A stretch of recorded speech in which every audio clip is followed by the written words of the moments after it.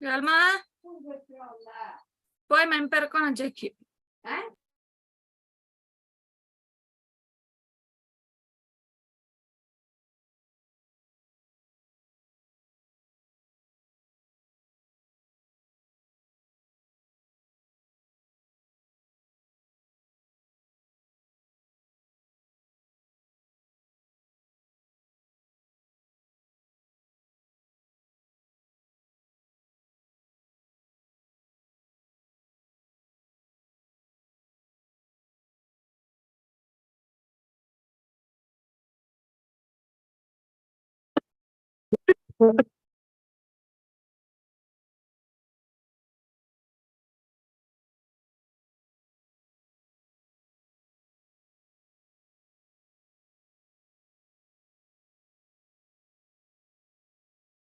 The state of India's scheduled areas. One paper, okay. Important topic. Scheduled areas. What do you understand by scheduled areas? Scheduled.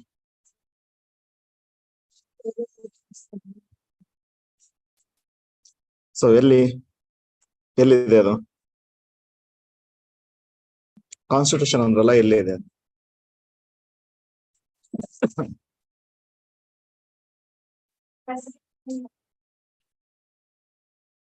President ಹತ್ರ ಇರಲ್ಲ ಇಷ್ಟೇ schedule correct so ಎಲ್ಲಿದೆ ಅಂತ constitution ನಲ್ಲಿ scheduled areas ಬಗ್ಗೆ ಎಲ್ಲಿದೆ so schedule 5 ಮತ್ತೆ schedule 6 okay ಯಾವ್ಯಾವ್ದ್ರ ಬಗ್ಗೆ ಮಾತಾಡುತ್ತೆ so tribal area scheduled area ಮತ್ತೆ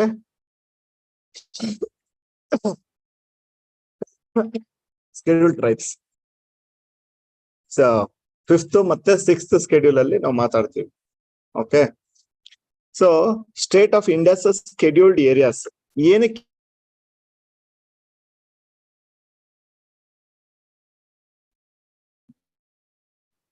ಯಾವ ಏರಿಯಾಗಳನ್ನ ಸ್ಕೆಡ್ಯೂಲ್ಡ್ ಏರಿಯಾ ಅಂತ ಕರೀತಾರೆ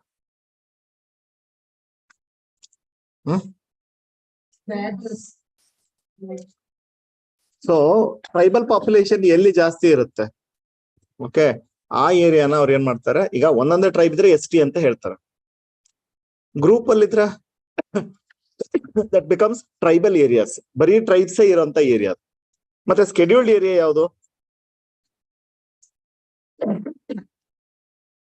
ಅದ ಅಂದ್ರೆ ಬ್ಯಾಕ್ವರ್ಡ್ ಇರುವಂತಹ ಏರಿಯಾ ಓಕೆ ಸೊ ಇಂಡಿಯಾದಲ್ಲಿ ಸ್ಕೆಡ್ಯೂಲ್ಡ್ ಕ್ಯಾಸ್ಟ್ ಗಳಿದಾವೆ ಸ್ಕೆಡ್ಯೂಲ್ಡ್ ಟ್ರೈಬ್ ಗಳಿದಾವೆ ಹೋಲ್ ಟ್ರೈಬಲ್ ಏರಿಯಾನೇ ಇದೆ ಅಂದ್ರೆ ಒಂದೋ ಎರಡೋ ಟ್ರೈಬ್ ಇಲ್ಲ ಅಲ್ಲಿ ಸೊ ಮಲ್ಟಿಪಲ್ ಟ್ರೈಬ್ಸ್ ಇರ್ತವೆ ಸೊ ಅವಾಗ ಏನ್ ಮಾಡ್ತಾರೆ ಅದನ್ನ ಟ್ರೈಬಲ್ ಏರಿಯಾ ಅಂತ ಕರೀತಾರೆ ಇನ್ನು ಅದರ್ ಬ್ಯಾಕ್ವರ್ಡ್ ಏರಿಯಾಗಳು ಸ್ಕೆಡ್ಯೂಲ್ಡ್ ಏರಿಯಾಸ್ ಗಳು ಅಂತ ಹೇಳಿದ 10 ಸ್ಟೇಟ್ ಗಳಲ್ಲಿ ಡಿವೈಡ್ ಆಗಿದಾವೆ ಓಕೆ ಸೊ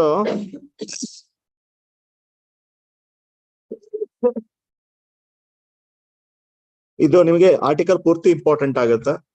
ಓಕೆ, ಡಾಟಾನ ನೆನ್ಪಿಟ್ಕೊಳ್ಳಿ, ಮಾರ್ಕ್ ಮಾಡ್ಕೊಂಡು. India's 705 STs communities making up 8.6% of the country's population. Scheduled tribes ಎಷ್ಟಿದಾವೆ? 705 tribes 8.6%. ಅರ್ಥ ಆಗುತ್ತಲ್ಲ? ಸೊ ಎಷ್ಟಿದಾವೆ ಅಂತ ಐಡಿಯಾನೂ ಇರ್ಲಿ ಸರ್. 1000 ಇದಾವ, 500 ಇದಾವ. So 705 population wise 8.6%. live in 26 states and 6 union territories. ಈ ಪಾಪ್ಯುಲೇಷನ್ ಸ್ಪ್ರೆಡ್ ಆಗಿರೋದಲ್ಲಿ ಆಲ್ಮೋಸ್ಟ್ ಇಂಡಿಯಾದಲ್ಲಿ ಎಲ್ಲಾ ಕಡೆ. Then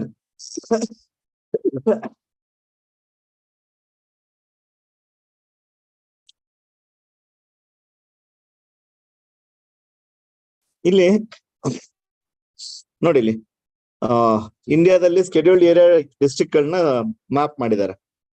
5th scheduled area districts ಏನು ಬ್ರೌನ್ ಕಲರ್ ಇದೆ ಅಲ್ಲ, ಅವೆಲ್ಲ 5th scheduled ಇರೋಂಥದ್ದು, 5th schedule ಅಲ್ಲಿ ಇರುವಂತದ್ದು. 6th schedule ಯಾವ್ದೋ ಬ್ಲೂ ಕಲರ್. ಇನ್ನು ಉಳಿದಿರೋದೆಲ್ಲ ನಾನ್ ಸ್ಕೆಡ್ಯೂಲ್ಡ್ ಏರಿಯಾ, ಅಂದ್ರೆ ಸ್ಕೆಡ್ಯೂಲ್ಡ್ ಏರಿಯಾ ಅಂಡರ್ಲಿ ಡಿಫೈನ್ ಆಗಿ. ಓಕೆ, ಅಂದ್ರೆ ಇದು ಮಾತಾಡ್ತಿರೋದೇ ಎಲ್ಲರೂ ರೆಪ್ರೆಸೆಂಟ್ ಆಗಿದಾರ ಅವ್ರ, ಅದ್ರ ಬಗ್ಗೆ ಮಾತಾಡ್ತಾ ಇದೆ. ನೆಕ್ಸ್ಟ್ ಇಲ್ಲಿ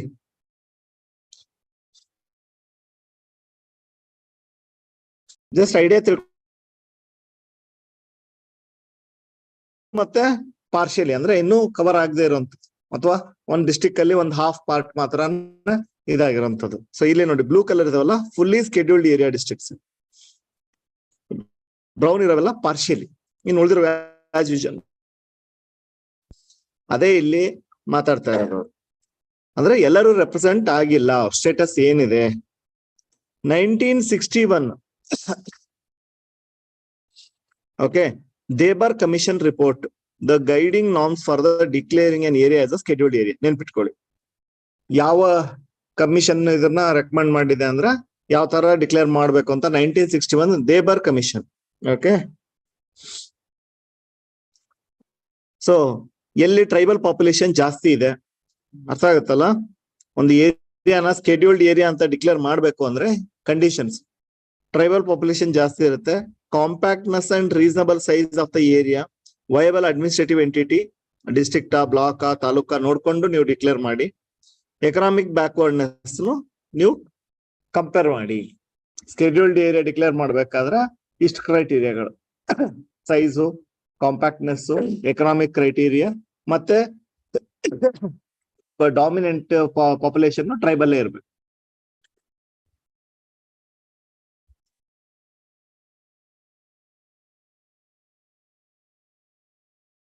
ನೆಕ್ಸ್ಟ್ ಆರ್ಟಿಕಲ್ 244 ಮತ್ತೆ 5th schedule.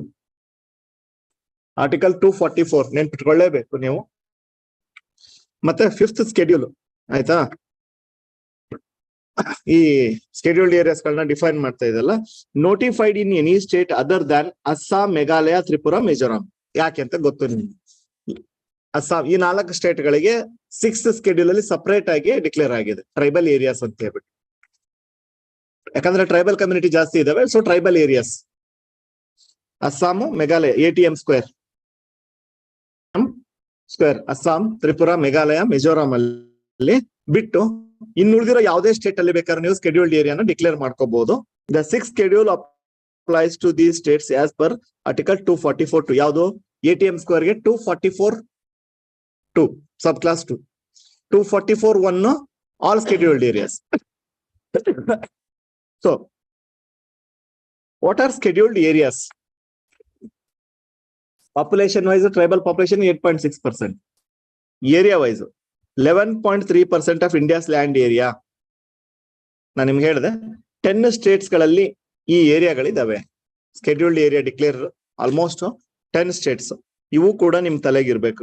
ಯಾವ್ಯಾವುದು? AP, Telangana, Odisha, Jharkhand, Chhattisgarh, Madhya Pradesh, Rajasthan, Gujarat, Maharashtra and Himachal Pradesh. Scheduled ಏರಿಯಾಗಳು ಇಲ್ಲಿ ಜಾಸ್ತಿ ಇದೆ. ಕ್ವಶನ್, ಪ್ರಿಲಿಮ್ಸ್ ಕ್ವಶನ್ ನೇರವಾಗಿ ಮಾಡ್ತಾರೆ. ಐಡಿಯಾ ಇಟ್ಕೊಳ್ಳಿ, ಕರ್ನಾಟಕ ಇಲ್ಲ ಅಲ್ಲಿ. ST ಪಾಪ್ಯುಲೇಷನ್ ಇದೆ, tribal areas 26 states 6 union territories spread ಆಗಿದಾವೆ. But scheduled area based on Dhebar commission report ಆಯ್ತಾ 10 ಸ್ಟೇಟ್ಸ್ ಗಳು ಸ್ಕೆಡ್ಯೂಲ್ಡ್ ಏರಿಯಾ ಅಂಡರ್ಲಿ ಕವರ್ ಆಗಿದಾವೆ. Not completely. ಮತ್ತೆ ಸ್ಟೇಟ್ ಅಲ್ಲಿ ಒಂದಿಷ್ಟು portions. In 2015, Kerala proposed to notify 2133 habitations, 5 gram panchayats and some wards and districts in as scheduled areas. ಅದಕ್ಕೆ ಇನ್ನೂ approval ಸಿಕ್ಕಿಲ್ಲ. ಇಲ್ಲಿ ಕೇರಳ ಇದೆಯಾ ಲಿಸ್ಟ್ ಅಲ್ಲಿ? ಕೇರಳ ಇಲ್ಲ, ಕೇರಳ ಇಲ್ಲ, ಕರ್ನಾಟಕ ಇಲ್ಲ, ತಮಿಳ್ನಾಡು ಇಲ್ಲ, ಗೊತ್ತಿರ್ಬೇಕು. ಸೊ ಸೌತ್ ಅಲ್ಲಿ ಯಾವ್ದಿದೆ? ಆಂಧ್ರ, ತೆಲಂಗಾಣ ಇದೆ. ಅರ್ಥ ಆಯ್ತಾ? ಮಹಾರಾಷ್ಟ್ರ ಮಿಡ್ಲ್ ಅಲ್ಲಿ. Okay, so southern state. But Kerala ಇನ್ನು ಜಾಯ್ನ್ ಆಗೋದಿದೆ. ನ್ಯೂಸ್ ಬೈ ಚಾನ್ಸ್ ಬಂತು ಅಂದ್ರೆ ಪ್ರಿಲಿಮ್ಸ್ ಕ್ವಶನ್ ಆಯ್ತು ಅಂತ ಅವಾಗ ಅದನ್ನ ಆಡ್ ಮಾಡಿ ಕೊಡ್ತಾನೆ. ಎಲ್ಲಾರು ಈ 10 ನೆನ್ಪಿಟ್ಕೊಂಡಿರ್ತಾರ. ಕೇರಳ ಇಲ್ಲ, ತಮಿಳ್ನಾಡು ಇಲ್ಲ, ಕರ್ನಾಟಕ ಇಲ್ಲ, ಮತ್ತೆ north eastern States ಗಳಿಲ್ಲ.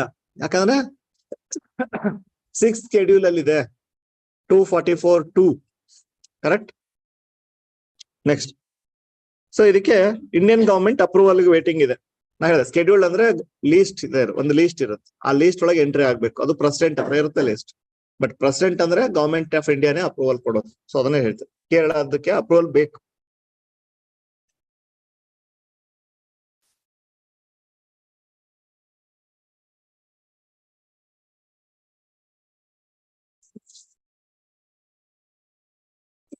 Next concern ಇರೋದಿದೆ. ಎಷ್ಟೊಂದು ವಿಲೇಜಸ್ ಇನ್ನು ಆಡ್ ಆಗ್ಬೇಕು, ಆಗಿಲ್ಲ. ನೀವು ಜೈ ಭೀಮ್ ನೋಡಿದ್ರೆ ಗೊತ್ತಾಗುತ್ತೆ ಅವ್ರ ಬಗ್ಗೆ, ಆ ಕಮ್ಯುನಿಟಿ ಬಗ್ಗೆ. ಯಾಕೆ ಅವ್ರು ತಲೆ ಕೆಡಿಸ್ಕೊಳ್ಳಲ್ಲ ಅಂದ್ರೆ ಅವ್ರು ವೋಟರ್ಸೇ ಅಲ್ಲ. ವೋಟ್ ಹಾಕೋರಾದ್ರೆ ಅವ್ರ ಬಗ್ಗೆ ಏನಾರ ಕೇರ್ ತಗೊಂಡು ಏನಾರ ಮಾಡೋಣ ಅಂತ. ಸೊ ಅದ್ರೆ ಹೇಳಿದ್ರು, ಬೇಕಾದಷ್ಟು ಡಿಮ್ಯಾಂಡ್ ಇದ್ರು. ಎಷ್ಟೊಂದು ವಿಲೇಜಸ್ಗಳು ಈ 10 ಸ್ಟೇಟ್ಸ್ ಅಲ್ಲಿ ಮತ್ತೆ ಬೇರೆ ಸ್ಟೇಟ್ ಗಳಲ್ಲಿ ಕೂಡ ಹೊರಗಡೆನೆ ಇದಾವೆ. 59% of India's ST remain outside the article 244. So ಈ ಡಾಟಾ ನೆನಪಿರ್ಬೇಕು.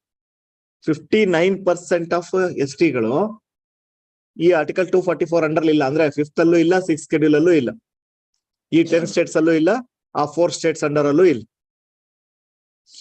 ಸೊ ವೈ ಅಂದ್ರೆ ಅದನ್ನ ಸೇರ್ಸಿಲ್ಲ. ಈಗ ಡಿಮ್ಯಾಂಡ್ ಕೇಳಿದ ತಕ್ಷಣ ಎಲ್ಲ ಮಾಡ್ಕೊಟ್ಬಿಡ್ತಾರ. ಎಲ್ಲಾದು ಆಗ್ಬೇಕಂದ್ರೆ ಸ್ಟ್ರಗಲ್. ಓಕೆ, ಅವರಿಂದ ಏನಾರ ಬೆನಿಫಿಟ್ ಇರ್ಬೇಕು. ವೋಟ್ ಬ್ಯಾಂಕ್ ಪಾಲಿಟಿಕ್ಸ್ ಅವ್ರು ತಲೆ ಕೆಡಿಸ್ಕೊಂಡು ಏನಾರ ಮಾಡ್ಬೇಕು. ಇಲ್ಲ ಹ್ಯೂಮನ್ ರೈಟ್ ಆಕ್ಟಿವಿಸ್ಟ್ ಇವರೆಲ್ಲ ಫೈಟ್ ಮಾಡ್ಬೇಕು. ಸೊ ಅದನ್ನ ಹೇಳುದು. ಈಗ ಡಿಮ್ಯಾಂಡ್ಗಳ ಮೇಲೆ ಡಿಮ್ಯಾಂಡ್ ಇಡ್ತಾನೆ ಇರ್ತಾರೆ. ಸೊ ಮುಂದೆ ಒಂದ್ ದಿವಸ ಜಾಯಿನ್ ಆಗ್ಬೋದು, ಆಡ್ ಆಗ್ಬೋದು.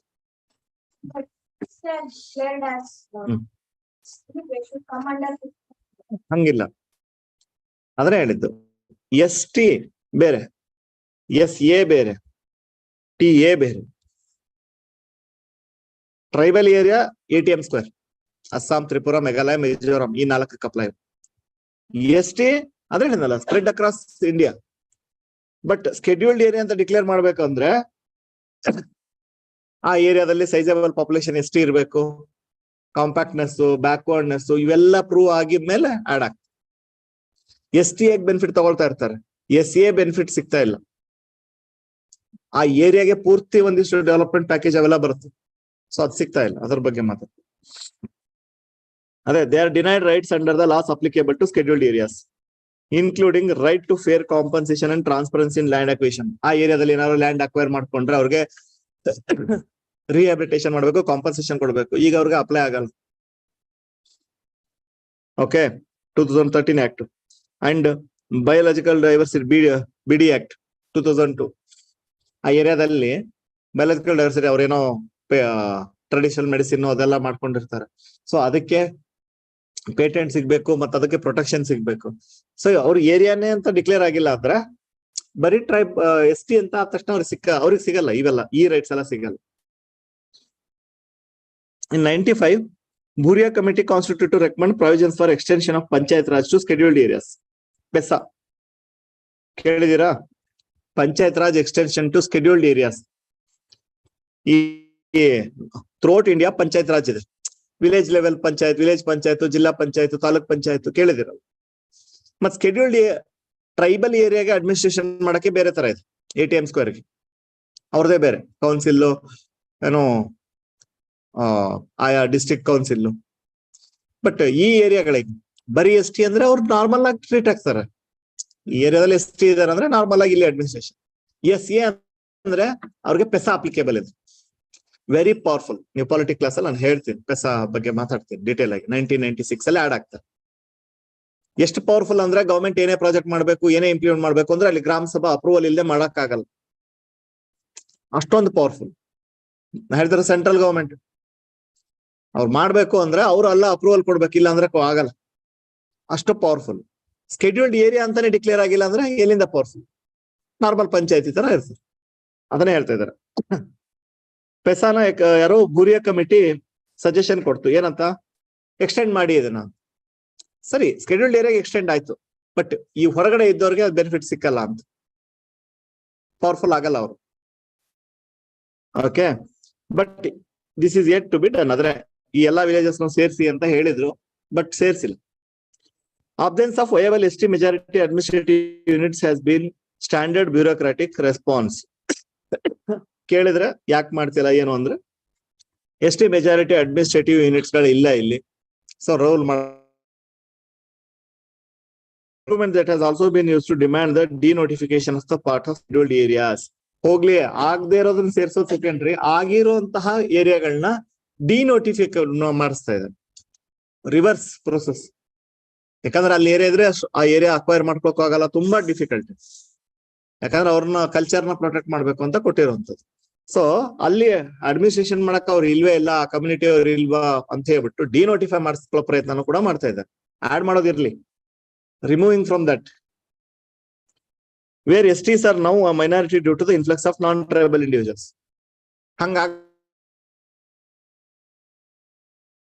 ಶುರುವಾಗಿ ಅವ್ರ ಪಾಪ್ಯುಲೇಷನ್ ಸಣ್ಣದಾಗಿರುತ್ತೆ. ಸೊ ಮತ್ತೆ ಯಾಕೆ ಇದನ್ನ ಎಸ್ಎ ಅಂತ ಹೇಳಬೇಕು ಅಂತ ಇವ್ರ ಆರ್ಗ್ಯುಮೆಂಟ್.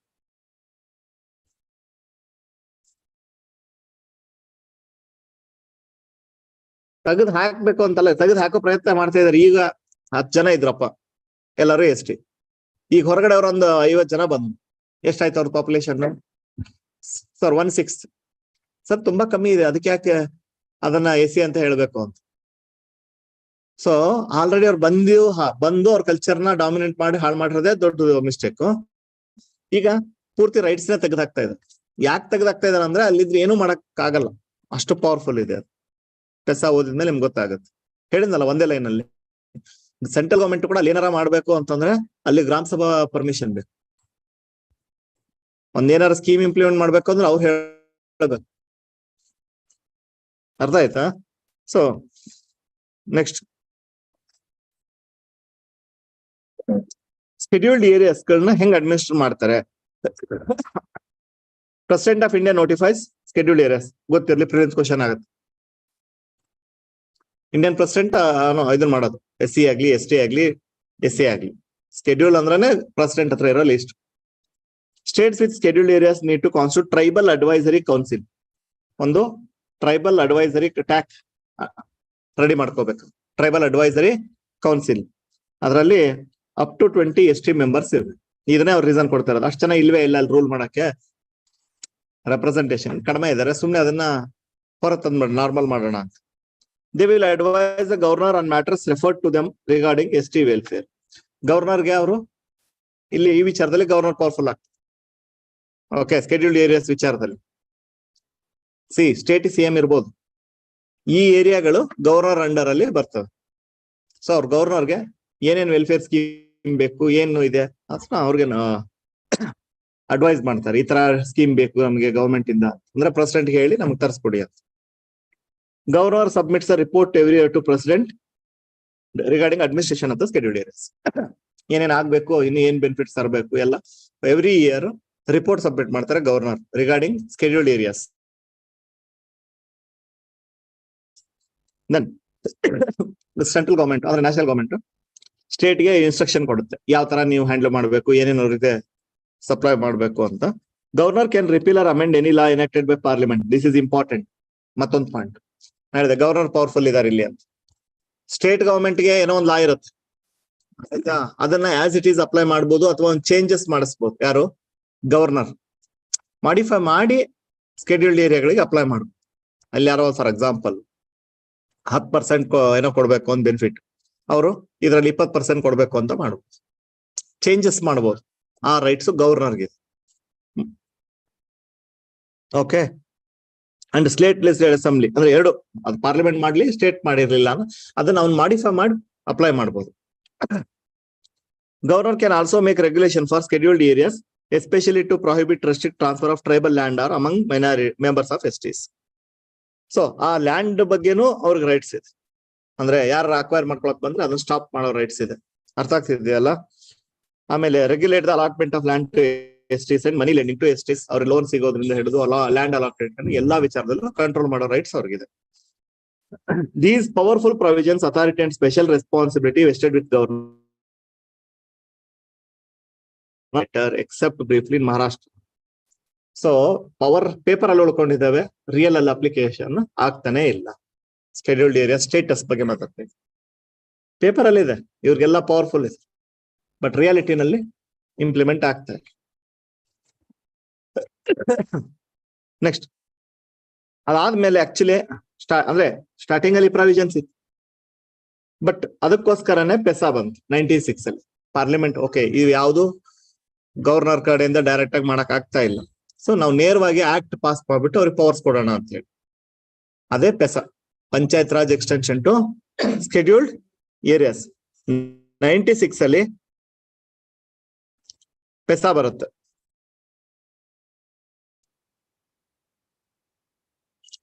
ಓಕೆ, ಸೊ ಕಾನ್ಸ್ಟಿಟ್ಯೂಂಟ್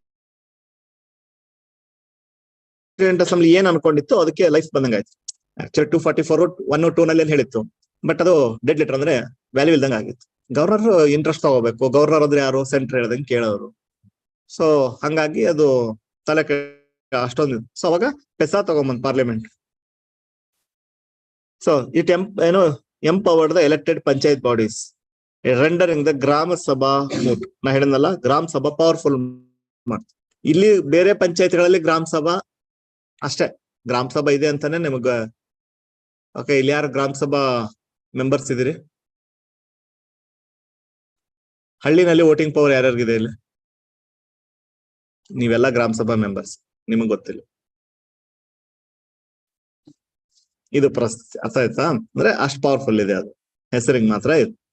ಯಾರ್ಯಾರು ರಿಜಿಸ್ಟರ್ಡ್ ವೋಟರ್ಸ್ ಇದಾರೆ ವಿಲೇಜ್ ಅಲ್ಲಿ ಅವರೆಲ್ಲರೂ ಗ್ರಾಮ ಸಭಾ ಮೆಂಬರ್ಸ್. ಅಂದ್ರೆ ನೀವು ಆಡಿಟಿಂಗ್ ಮಾಡಕ್ಕೆ ಅದನ್ನ ಮಾಡಕ್ಕೆಲ್ಲ ರೈಟ್ಸ್ ಇದೆ. ವಿಲೇಜಸ್ ಅಲ್ಲಿ ಏನೇನ್ ನಡೆಯುತ್ತೆ ಅದನ್ನೆಲ್ಲ ಸೊ ನಿಮ್ಗೆ ಹ್ಯಾಂಡ್ ಓವರ್ ಮಾಡ್ಬೋದು ಗ್ರಾಮ ಸಭಾ. ಬಟ್ ಪವರ್ಫುಲ್ ಇಲ್ಲ ಅನ್ನೋದು ಇಲ್ಲೇ ಕಾಣಿಸ್ತಾ ಇದೆ. ಸೊ ಅಲ್ಲಿ ಹಂಗಿಲ್ಲ. ಪೆಸಾ ಅಂಡರ್ ಅಲ್ಲಿ ಬರುವಂತ panchayat raj extension scheduled area under ಅಲ್ಲಿ ಬರೋ ಗ್ರಾಮ ಸಭಾ ಇದೆ ಅಲ್ಲ, ಹೇಳಿದ್ನಲ್ಲ ಪಾರ್ಲಿಮೆಂಟ್ ಹೇಳಿದ್ದನ್ನು ಸೈಡ್ ಬಿಸಾಕೋಷ್ಟು ಪವರ್ ಇದೆ. ಗ್ರಾಮ ಸಭಾ ಈ ಸ್ಕೀಮ್ ನಾವು ಇಂಪ್ಲಿಮೆಂಟ್ ಮಾಡಲ್ಲ ಅಂದ್ರೆ ಮಾಡೋದು, ಇದು ಹಿಂಗೆ ಆಗ್ಬೇಕು ಇಂಪ್ಲಿಮೆಂಟ್ ಅವ್ರು ಹೇಳ್ತಾರ. ಸೊ ಇಲ್ಲಿ ಪ್ರಾಜೆಕ್ಟ್ ಬೇಡ ಗ್ರಾಮ ಸಭಾ ಡಿಸೈಡ್ ಮಾಡತ್ತೆ ಅಲ್ಲ. ಅರ್ಥ ಆಗ್ತಿದೆಯಲ್ಲ? But PESA empowered the gram sabhas to exercise substantial authority through direct democracy. ಅದೇ ಹೇಳಿದ್ gram sabha fully powerful and stated that structures at the higher level do not assume the powers and authority of the gram sabha. Okay, ಗ್ರಾಮ ಸಭಾ ಪವರ್ನ ಮೇಲ್ಗಡೆ ಯಾರು ಕಿತ್ಕೊಳಂಗಿಲ್ಲ, ನೀವು ಕೆಳಗಡೆ ಇದ್ದೀರಾ ಅಂತ. ಸೊ ದಟ್ ಇಸ್ ದ ಪೆಸಾ ಇದು ಬಂದಿದೆ. ನೆಕ್ಸ್ಟ್, ಹೂ ಡಿಸೈಡ್ ಸ್ಕೆಡ್ಯೂಲ್ಡ್ ಏರಿಯಾ? ಈಗ ಅದ ಕೇರಳ ಸಬ್ಮಿಟ್ ಮಾಡಿದೆ ಅಂದ್ವಿ. ಸೊ ಯಾರು ಡಿಸೈಡ್ ಮಾಡೋರು? ಸೊ ಕಮಿಟಿ ಏನೋ ಹೇಳ್ತು ಸರಿ, ಬಟ್ ಅದನ್ನ ಡಿಸೈಡ್ ಮಾಡೋರು ಹೋಗ್ಬೇಕಲ್ಲ. 5th ಶೆಡ್ಯೂಲ್ ಪವರ್ ಯಾರಿಗೆ ಕೊಟ್ಟಿದೆ? ಪ್ರೆಸಿಡೆಂಟಿಗೆ ಕೊಟ್ಟಿದೆ. ಅದನ್ನ ಹೇಳ್ತಾ ಇದ್ದೀವಿ. ಬಟ್ 5th ಶೆಡ್ಯೂಲ್ ಪವರ್ ಪ್ರೆಸಿಡೆಂಟಿಗೆ ಕೊಟ್ಟಿದೆ, ನೀವು ಡಿಕ್ಲೇರ್ ಮಾಡಿ. ಅವ್ರು ಅಂದ್ರೆ ಒಂದು government. In 2006, Supreme Court held that the identification of the scheduled areas is an executive function. ಅರ್ಥ ಆಯ್ತಾ? ಪಾರ್ಲಿಮೆಂಟ್ ಮಾಡೋದಲ್ಲ, executive function. And that does not possess the expertise to scrutinize the empirical basis of the same. But ಅವ್ರು ಮಾಡ್ಬೇಕು correct, ಅವ್ರಿಗೆ expertise ಇಲ್ಲ. ಅವ್ರಿಗೆ ಇದೆ power, but ಅವ್ರಿಗೆ 2016 ನಲ್ಲಿ Jharkhand high court dismissed a challenge to the notification of the scheduled area because ST population there was less than 50%. ಯಾವ್ದೋ ಒಂದು ಏರಿಯಾನ ಸೈಜಬಲ್ ಪಾಪ್ಯುಲೇಷನ್ ಇರ್ಬೇಕು ಅಂತಿತ್ತಲ್ಲ, ಚಾಲೆಂಜ್ ಮಾಡಿದ್ರು. 50% ಗಿಂತ ಕಡಿಮೆ ಇದೆ, ಸೊ ಅದನ್ನ ಹೇಳಿದ್ದು denotification. So court observe that declaration schedule areas with in the exclusive description of the president. ನಾವು ಅದನ್ನ ಚಾಲೆಂಜ್ ಮಾಡಕ್ ಆಗಲ್ಲ. ಪ್ರೆಸಿಡೆಂಟ್ ಡಿಕ್ಲೇರ್ ಮಾಡಿದ್ಮೇಲೆ ನಾವು ಅದನ್ನ ಅದು ಅವ್ರ ಡಿಸ್ಕ್ರಿಪ್ಷನ್ ಬಿಟ್ಟಿರೋದು. ಸೊ ಅಂದ್ರೆ ಯಾರು ಬೇಕಾದ್ರೂ ಅವ್ರು ಸೇರಿಸಬಹುದು ಅಂತ. ಸೊ ನಾಗಲ್ಲ ಹೇಳಿದೆ ನಿಮ್ಗೆ ಸೈಜಬಲ್ ಪಾಪ್ಯುಲೇಷನ್ 70%, 80% ಇದಾರೆ ಅಂತ. ಇಲ್ಲಿ 50ಗಿಂತ ಕೆಳಗಡೆನೂ ಹೋಗಿದ್ದಾರೆ. ಯಾಕೆ ಹೋಗಿದ್ದಾರೆ ಅಂತಾನೂ ಹೇಳಿದೆ. ಹೊರಗಡೆ ಅವ್ರು ಹೋಗಿ ಸೊ ಆ ಪಾಪ್ಯುಲೇಷನ್ ಏನಾಗ್ಬಿಡುತ್ತೆ, ಕಡಿಮೆ ಆಗುತ್ತೆ. How scheduled areas are identified. Neither the constitution nor any law provides any criteria to identify scheduled areas. ಅದೇ ತಲವಾಗಿರೋದು. ಹಂಗಾಗಿನೇ ಈಗ ಅದೇ ಉಳಿದಿರೋ ಸ್ಟೇಟ್ ಗಳಲ್ಲಿ ಒಬ್ರು ಹೇಳ್ತಾರೆ ಕಡಿಮೆ ಪಾಪ್ಯುಲೇಷನ್ ಇದೆ ಬೇಡ ಅಂತ. Based on the 1961 Dhebar commission report, ಅದೇ ಅವ್ರು ಹೇಳ್ತಲ್ಲ. ಸೊ ಮೆಜಾರಿಟಿ ಪಾಪ್ಯುಲೇಷನ್ ಟ್ರೈಬಲ್ ಇರಬೇಕು, ಕಾಂಪ್ಯಾಕ್ಟ್ನೆಸ್ ಇರಬೇಕು, ಅಡ್ಮಿನಿಸ್ಟ್ರೇಷನ್ ಮಾಡಕ್ಕೆ ಪಾಸಿಬಲ್ ಇರಬೇಕು, ಎಕನಾಮಿಕ್ ಬ್ಯಾಕ್ವರ್ಡ್ನೆಸ್ ಇರಬೇಕು. ಸೊ ಈ ಕ್ರೈಟೀರಿಯಾ. ಬಟ್ ಇವಾಗ ನೀವೆಲ್ಲ ರಿಲೇಟಿವ್ ಆಯ್ತಲ್ಲ. ನೀವ್ ಅನ್ಸುತ್ತೆ ಇಲ್ಲ ಅವ್ರ ಎಕನಾಮಿ ಬ್ಯಾಕ್ವರ್ಡ್ ಇದಾರೆ ಅಂತ, ಇನ್ನೊಬ್ರು ಅನ್ಸುತ್ತೆ ಇಲ್ಲ ಅಂತ. ಆತ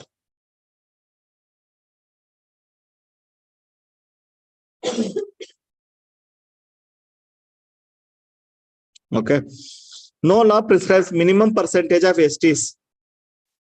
ಓಕೆ, ಯಾರು ಹೇಳಿ ಅಂದ್ರೆ ಇಷ್ಟ ಇರ್ಬೇಕು, ಇಷ್ಟ ಪರ್ಸೆಂಟೇಜ್ ಇರ್ಬೇಕು ಅಂತ ಏನು ಹೇಳ್ತಾ ಇಲ್ಲ. ಅಂಡ್ 2002 ನಲ್ಲಿ SA and ST commission recommend ಮಾಡುತ್ತೆ all revenue villages with 40% and more tribal population according to 1951 census may be considered as scheduled area on merit ಅಂತ ಒಂದು ಸಜೆಷನ್ ಕೊಡ್ತಾರೆ. SA and ST commission, scheduled area and scheduled tribe commission ಏನ್ ಹೇಳ್ತು, revenue villages. What is the meaning of revenue villages? Forest villages ಇದಾವೆ and within forest ಬರುವಂತವು forest. So revenue villages, ಉಳಿದಿರೋ ಎಲ್ಲಾ villages revenue villages. Okay, so revenue villages ಆಯ್ತು ಅಂತಂದ್ರೆ ನಿಮ್ಗೆ ಎಲ್ಲಾ ನಾರ್ಮಲ್ ರೈಟ್ಸ್ ಸಿಗ್ತವೆ. Okay, so all revenue villages with 40% and more tribal population. ಯಾವ ಸೆನ್ಸಸ್ ಪ್ರಕಾರ? This is right thing. ಇವತ್ತಿನ ಪಾಪ್ಯುಲೇಷನ್ ನೋಡಿದ್ರೆ ಮಿಕ್ಸ್ ಆಗಿರ್ಬೋದು. 1951 ಸೆನ್ಸಸ್ ಪ್ರಕಾರ, ಯಾಕಂದ್ರೆ ದಟ್ ಇಸ್ ನಮ್ಮ ಇಂಡಿಪೆಂಡೆನ್ಸ್ ಬಂದು ಕಾನ್ಸ್ಟಿಟ್ಯೂಷನ್ ಆಗಿ ನೆಕ್ಸ್ಟ್ ಅವಾಗಿನ ಸೆನ್ಸಸ್ ಪ್ರಕಾರ ತಗೊಳ್ಳಿ. 40% ಅಂಡ್ ಅಬೌವ್ ಇತ್ತು ಅಂದ್ರೆ ಆ ಏರಿಯಾದಲ್ಲಿ ಅದನ್ನ ನೀವು ಸ್ಕೆಡ್ಯೂಲ್ಡ್ ಏರಿಯಾ ಅಂತ ಅನೌನ್ಸ್ ಮಾಡಿ ಅಂತ. ಇದು ಜಜ್ಮೆಂಟ್ ಅಲ್ಲ, ಏನಲ್ಲ, ಕಮಿಷನ್ಸ್ ರೆಕಮೆಂಡೇಶನ್. ಏನ ಹಂಗಲ್ಲ, ಫಾರೆಸ್ಟ್ ಅಂಡರ್ ನಾರ್ಮಲಿ ಎಲ್ಲವೂ ರೆವಿನ್ಯೂ ವಿಲೇಜಸ್ ಕಡೆ ಆಯ್ತಾ. ಈಗ ಫಾರೆಸ್ಟ್ ಅಂಡರ್ ಫಾರೆಸ್ಟ್ ಒಳಗಡೆ ಎಷ್ಟೊಂದು ಬಂದಿರ್ತವೆ, ಸೊ ಹಿಂದ್ಗಡೆಯಿಂದ. ಸೊ ಅವ್ರಿಗೆ ಹೊರಗಡೆ ರೈಟ್ಸ್ ಎಲ್ಲ ಸಿಕ್ಕದೇ ಇಲ್ಲ, ಯಾಕಂದ್ರೆ ಫಾರೆಸ್ಟ್ ಆಕ್ಟ್ ಅಪ್ಲೈ ಆಗ್ಬಿಡುತ್ತೆ. ಅದನ್ನ ಇವಾಗ ಕನ್ವರ್ಟ್ ಮಾಡ್ತಾ ಇದ್ದಾರೆ. ಯಾಕಂದ್ರೆ ಅವ್ರಿಗೆಲ್ಲ ರೈಟ್ ಸಿಗ್ಬೇಕು ಅಂದ್ರೆ ರೆವಿನ್ಯೂ ವಿಲೇಜಸ್ ಆಗ್ಬೇಕು. ಫಾರೆಸ್ಟ್ ವಿಲೇಜಸ್ ಇತ್ತು ಅಂತಂದ್ರೆ ಅವ್ರಿಗೆ ರೈಟ್ಸ್ ಬಹಳಷ್ಟು ಸಿಕ್ಕಲ್ಲ. ಆತರ ಏನಿಲ್ಲ, ಅದರಲ್ಲಿ ಸ್ಟ್ರಕ್ಚರ್ಸ್ ಗಳಿದೆ. ಹ್ಯಾಮ್ಲೆಟ್ ಅಂತಾರೆ, ವಿಲೇಜ್ ಅಂತಾರೆ. ಓಕೆ, ಬೇರೆ ಬೇರೆ ಹೆಸರುಗಳಿದಾವೆ ಅಷ್ಟೇ. ಒಂದು ಇಟ್ ಈಸ್ ನಾಟ್ ಲೈಕ್ ಇಷ್ಟೇ ಇರ್ಬೇಕು ಅಂತ. ಯೂಶುವಲಿ ಒಂದು 5000 ಮೆಂಬರ್ಸ್ ಇದಾರೆ ಅಂದ್ರೆ ಒಂದು ವಿಲೇಜ್ ಆರಾಮ್ಸೆ ಆಗಿ. ಓಕೆ, ಹಂಗಂತ 3000 ಆಗ್ಬೋದು. ತುಂಬಾ ಸಣ್ಣದಿದ್ರೆ ಹ್ಯಾಮ್ಲೆಟ್ ಅಂತ. ಸೊ ಬೇರೆ ಬೇರೆ ಹೆಸರುಗಳಿದಾವೆ ಅಷ್ಟೇ. Ministry of tribal affairs communicated this to states in 2018 for their consideration. But ಸ್ಟೇಟ್ಗಳು ಯಾರು ತಲೆ ಕೆಡಿಸ್ಕೊಂಡಿಲ್ಲ. ಈ ತರ ಮಾಡ್ತೀರಾ ಅಂತಂದ್ರೆ. ಯಾಕೆ ಮಾಡಲ್ಲ ಸ್ಟೇಟ್ಗಳು ಅಂದ್ರೆ ಅವ್ರಿಗೆ ಅಲ್ಲಿ ರೈಟ್ಸ್ ಹೋಗ್ಬಿಡುತ್ತೆ ಅಷ್ಟೇ, ಸಿಂಪಲ್ ಆಗಿ. ಏನಿದ್ರೆ ಈಗ ನೋಡಿ, ಪೆಸಾ ಮಾಡಿ ಪಾರ್ಲಿಮೆಂಟ್ ಪಾಸ್ ಮಾಡಿದ್ಮೇಲೆ ಫೋರ್ಸ್ಫುಲಿ ಅಪ್ಲಿಕೇಬಲ್ ಅಷ್ಟೇ. ನೀವೇ ಮಾಡ್ತೀರಾ ಅಂದ್ರೆ ಏನೋ ರೆಸ್ಪಾನ್ಸ್ ಕೊಡಲ್ಲ. Sir, compactness of area means that all proposals need to be contiguous to each other. ಅಲ್ಲಿ ಹೇಳಿದ್ರಲ್ಲ ದೇಬರ್ ಕಮಿಟಿನಲ್ಲಿ. ಸೊ ಕಾಂಪ್ಯಾಕ್ಟ್ ಇರ್ಬೇಕು ಅಂದ್ರೆ ಪಕ್ಕ ವಿಲೇಜ್ ಎಲ್ಲದರಲ್ಲೂ ಸೇರಿಸಿ ST ಪಾಪ್ಯುಲೇಷನ್ ಜಾಸ್ತಿ ಇರ್ಬೇಕು. If not they will be left out. So ಇದೆ ಈ ತರ ಕ್ರೈಟೀರಿಯಾಗಳು ಮ್ಯಾಚ್ ಆಗೋದು. ಮತ್ತೆ ವೇಗ್ನೆಸ್ ಕಷ್ಟ ಇದೆ ಡಿಫೈನ್ ಮಾಡಕ್ಕೆ. ಅದೇ ಕಾಂಟಿಗ್ಯೂಟಿ ಇರ್ಲೇಬೇಕು ಅನ್ನೋದು ನಾಟ್ ಗುಡ್. ಈಗ ಒಂದು ವಿಲೇಜ್ ಇದೆ ಮಧ್ಯದಲ್ಲಿ ಹಂಗಿಲ್ಲ, ಮತ್ತೆ 2-3 ವಿಲೇಜ್ ಇದೆ ಅಂತ ತಕ್ಷಣ ಬಿಟ್ಬಿಟ್ರೆ ಹೆಂಗೆ? ಸೊ ಅದನ್ನೇ ಹೇಳ್ತಿರೋದು.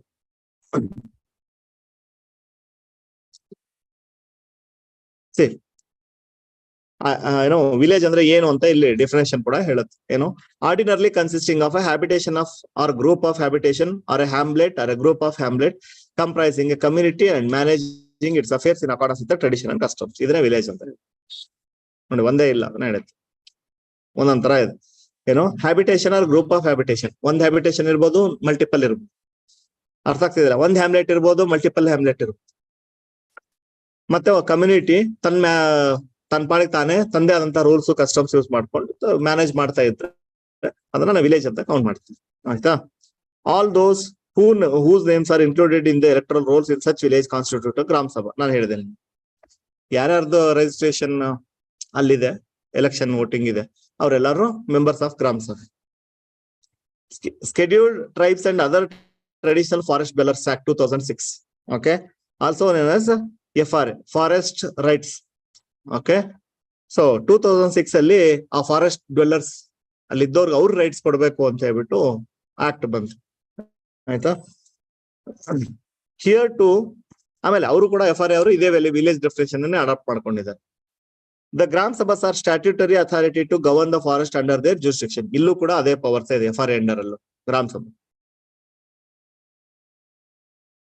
Forest ranges and forest villages as well. ಆದ್ರೆ ನಾರ್ಮಲ್ ರೆವಿನ್ಯೂ ವಿಲೇಜಸ್ ಅಲ್ಲ, ಫಾರೆಸ್ಟ್ ವಿಲೇಜಸ್ ಇದ್ರ ಅಂಡರ್ಲೆ ತಗೊಂಡ್ ಬರಬಹುದು ಅಂತ FRA ಆಕ್ಟ್ ಹೇಳುತ್ತೆ. ನಾರ್ಮಲ್ ಇದಕ್ಕಿಂತ ಸ್ಕೋಪ್ ಜಾಸ್ತಿ ಇದೆ. ಹಾ, ಸೊ ನೀವು ಆ ವಿಲೇಜಸ್ ಸೇರ್ಸ್ಕೋಬಹುದು ಅಂತ ಹೇಳ್ತಾರೆ. ಓಕೆ, ಬಟ್ ಅದ ಹೇಳಿದ್ನಲ್ಲ, ಪೇಪರ್ ಅಲ್ಲಿರೋದಕ್ಕೂ ರಿಯಾಲಿಟಿಗೂ ವ್ಯತ್ಯಾಸಗಳಿದ್ದಾವೆ. Gram sabha sir at to demarcate the traditional customary boundaries. FRA 2006 requires them to demarcate community forest resource. FRA act ಹೇಳುತ್ತೆ ಕಮ್ಯುನಿಟಿ ಫಾರೆಸ್ಟ್ ರಿಸೋರ್ಸ್ ಯಾವುದು ಅಂತ ಡಿಮಾರ್ಕೇಟ್ ಮಾಡಿ, ಸೊ ದಟ್ ಎಲ್ಲರೂ ಅದನ್ನ ಯೂಸ್ ತಗೊಳ್ಬಹುದು, ಬೆನಿಫಿಟ್ಸ್. ಯಾಕಂದ್ರೆ ಫಾರೆಸ್ಟ್ ಅಲ್ಲಿ ಕಾಂತಾರ ಮೂವಿನಲ್ಲಿ ತೋರಿಸ್ತಾರಲ್ಲ, ಅವ್ರು ಕೆತ್ಕೊಂಡು ಹೋಗ್ತಾ ಇರ್ತಾರೆ, ನೀವ್ ಎತ್ಕೊಂಡು ಹೋಗಂಗಿಲ್ಲ ಅಂತಾರೆ. ನಾವು ಮೊದ್ಲು ಬಂದಿದ್ದ, ನೀವು ಮೊದ್ಲು ಬಂದಿದ್ದ ಅಂತ. ಹಾ, ಸೊ ಅದ್ರಲ್ಲಿ ಮೀನಿಂಗ್ ಇದೆ. ಅರ್ಥ ಆಯ್ತಾ? ಇದ್ರೆ ಫಾರೆಸ್ಟ್ ಡ್ವೆಲ್ಲರ್ಸ್ ಆಕ್ಟ್. ಓಕೆ, ಅದು 1990s. ಅದಾದ್ಮೇಲೆ ಇದೆಲ್ಲ ಬಂದಿದೆ. ಅವ್ರ ಕ್ವಶನ್ ಆನ್ಸರ್ ಈ ಆಕ್ಟ್. ಸೊ ಅವರೆಲ್ಲ ಸ್ಟಾಪ್ ಮಾಡ್ತಾ ಇದ್ರು ಫಾರೆಸ್ಟ್ ಅಲ್ಲಿ ನೀವೆಲ್ಲ ಒಯ್ಯಂಗಿಲ್ಲ ಅಂತ. ಮತ್ ನಾವ್ ಹೆಂಗ್ ಬದುಕೋದು? ನಾವ್ ಮುಂಚೆಯಿಂದ ಇರೋರು, ನಿಮಗಿಂತ ಚೆನ್ನಾಗಿ ಕೇರ್ ತಗೊಳ್ಳೋರು. ಬಟ್ ಅದರಲ್ಲಿ ಎಲ್ಲಾ ತೋರ್ಸಿದ್ದಾರೆ, ಎರಡೂ ಆಂಗಲ್ ತೋರ್ಸಿದ್ದಾರೆ. ಇವರು 100% ಸಾಚ ಅಲ್ಲ, ಅವರು 100% ಸಾಚ ಅಲ್ಲ ಅಂತ. ಕರೆಕ್ಟ್ ಅವ್ರ ಬರ ಕಡಿಯೋದು ಅದೆಲ್ಲ ಕೆಟ್ಟದ್ ಮಾಡೋರು ಒಂದಿಷ್ಟು ಜನ ಇದ್ದಾರೆ, ಬಟ್ ಪ್ರೊಟೆಕ್ಟ್ ಮಾಡಕ್ಕೆ ಅಂತಾನೂ ಒಂದಿಷ್ಟು ಜನ ಇದ್ದಾರೆ. ಅರ್ಥ ಆಯ್ತಾ? ಆ ಒಂದು ಟ್ರೈಬಲ್ ಕಮ್ಯುನಿಟಿ ಕಾನ್ಸೆಪ್ಟ್ ಏನಿದೆ, ಪ್ರತಿಯೊಂದು ಇನ್ ಡೆಪ್ತ್ ಸೆನ್ಸಿಟಿವ್ ಆಗಿ ತಗೊಂಡಿದ್ದಾರೆ. ಪೂರಾ ರಿಯಾಲಿಟಿನ ನೀಟಾಗಿ ಅರ್ಥ ಮಾಡಿ ಅಲ್ಲಿ ತೋರಿಸಿರೋದು ಆ ಮೂವಿನಲ್ಲಿ. ಓಕೆ, ಹೆಂಗೆ ಕಮ್ಯುನಿಟೀಸ್ ಇದೆ, ಯಾವ ರೀತಿ ಕ್ಯಾಸ್ಟ್ ಸಿಸ್ಟಮ್ ಪ್ರಿವೇಲಿಂಗ್ ಇದೆ, ಅವ್ರವ್ರ ಕ್ಯಾಸ್ಟ್ ಅಲ್ಲೇ ಹೆಂಗೆ ಡಿಮಾರ್ಕೇಶನ್ ಇದೆ. ಕೆಳಗಡೆ ಕ್ಯಾಸ್ಟ್ ಅಲ್ಲೇನೆ ಮೇಲ್ಗಡೆ ಅವ್ರಿದೆ. ಆ ಗುರುವ ಪೂಜೆ ಮಾಡಕ್ ಒಂದ್ ಮನೆಗೆ ಹೋದಾಗ ಅವ್ರ ಕೆಳಗಡೆ ನಿಂತ್ಕೊಂಡೆ ಆರತಿ ತಗೋತಾರೆ. ಅವ್ರದೇ ಕಮ್ಯುನಿಟಿ, ಅವ್ರಲ್ಲೇ ಅಪ್ಪರು, ಅವ್ರಲ್ಲೇ ಮೇಲ್ ಹೋಗಲ್ಲ ಅವ್ನು. ಅದು ಪೂರ್ತಿ ಮೇಲ್ಗಡೆ ಅವ್ರ. ವಿತಿನ್ ದೋಸ್ ಕಮ್ಯುನಿಟೀಸ್ ಹೈರಾರ್ಕಿ ಇದೆ. ಕರೆಕ್ಟಾ? ಅದು ಪೂರಾ ಬೇರೆ ಕ್ಯಾಸ್ಟ್, ಬೇರೆ ಇದ್ರ ಲೆವೆಲ್ ಅಲ್ಲಿ ಅಲ್ಲಿ ಒಳಗೆ ಹೋಗಕ್ಕೆ ಅವಕಾಶ ಇಲ್ಲ. ಪ್ರತಿಯೊಂದು ಲೈನ್ ಬೈ ಲೈನ್ ಮೂವಿನಲ್ಲಿ ಅಷ್ಟು ನಿಮಗೆ ಅವ್ರ ಸ್ಟೇಟಸ್ ಅನ್ನ ಹಿಡಿದಿಟ್ಟಿರೋದು. ಲೈನ್ ಬೈ ಲೈನ್ ನೀವು ಪ್ರತಿಯೊಂದು ಡೈಲಾಗು, ಪ್ರತಿಯೊಂದು ಇದ್ರಲ್ಲೂ ಕೂಡ ಯು ಕ್ಯಾನ್, ಅದೊಂದು ಮೂವಿ ಸುಮ್ನೆ ಫೇಮಸ್ ಆಗಲ್ಲ. ಅಟ್ರಾಕ್ಷನ್ ಅವೆಲ್ಲ ಸೈಡ್ಗೇನೆ ಇಟ್ರು ಕೂಡ ಕಂಟೆಂಟ್ ಅನ್ನೋದು ತುಂಬಾ ಪವರ್ಫುಲ್. ಸೊ ಅಲ್ಲಿ ಕಂಟೆಂಟ್ ಇದೆ ಅಲ್ಲ, ಕಂಪ್ಲೀಟ್ಲಿ ಒರಿಜಿನಲ್ ಇದೆ. ಓಕೆ, ಸೊ ನೀವು ಸೂಕ್ಷ್ಮವಾಗಿ ಅಬ್ಸರ್ವ್ ಮಾಡಿದ್ರೆ you will understand what is the status. ಅವ್ರ ಯಾವ ರೀತಿ ಬದುಕ್ತಾ ಇದ್ದಾರೆ, ಯಾರ ಅಂಡರ್ ಅಲ್ಲಿ ಬದುಕ್ತಾ ಇದ್ದಾರೆ, ಹೆಂಗೆ ಎಕ್ಸ್ಪ್ಲೈಟೇಷನ್ ನಡೀತಾ ಇದೆ ಅವ್ರದ್ದು.